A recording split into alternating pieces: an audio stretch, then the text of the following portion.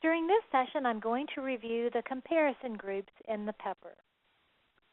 So when you look at your PEPR, you are going to see percentiles that are calculated for 3 comparison groups. All providers in the nation, which is the largest comparison group and the one that we use to identify outliers in the PEPR.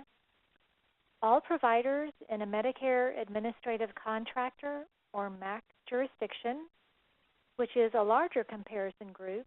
In this example, the jurisdiction H, which includes Texas, New Mexico, Oklahoma, Colorado, Arkansas, Louisiana, and Mississippi, and all providers in a state, which is the smallest comparison group, in this example, Texas.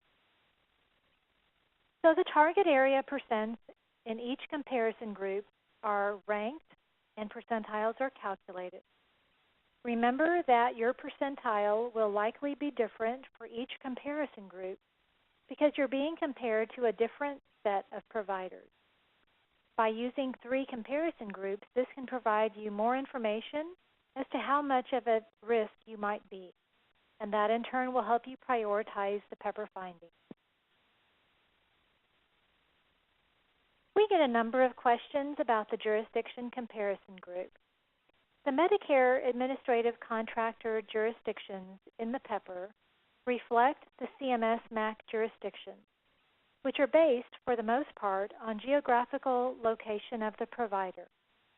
Please note that hospitals or providers that are part of a larger system may submit their claims to the MAC that is in the geographical location of their corporate headquarters.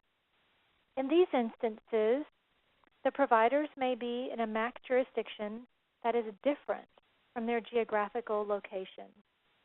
Providers are included in the MAC jurisdiction for the MAC to which they submit their claims for Medicare reimbursement. So the MAC comparison group includes all of those providers that submit their claims to the same MAC.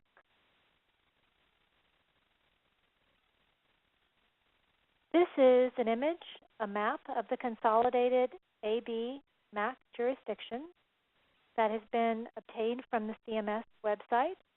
You will notice that there are 12 jurisdictions. And again, remember that not necessarily is your MAC based on your geographical location. How do you identify your jurisdiction? If you look on your PEPR, on the very first page where you open your PEPR, there will be a section that identifies your MAC jurisdiction, and I've highlighted that on this slide. This is an example for a short-term acute care hospital PEPR, but it is the same for all of the other types of PEPR that we provide. In addition, on our website, we have information posted about the jurisdiction composition. You can find these reports on the Training and Resources page for the respective provider type on the pepperresources.org website. This report will show you for each jurisdiction the number of providers in the jurisdiction in total and by state. And this is just a portion of the report so that you can visualize how it is set up. We identify the jurisdiction ID in the very first column, the jurisdiction name, the state, and then the number of providers in that state within the jurisdiction.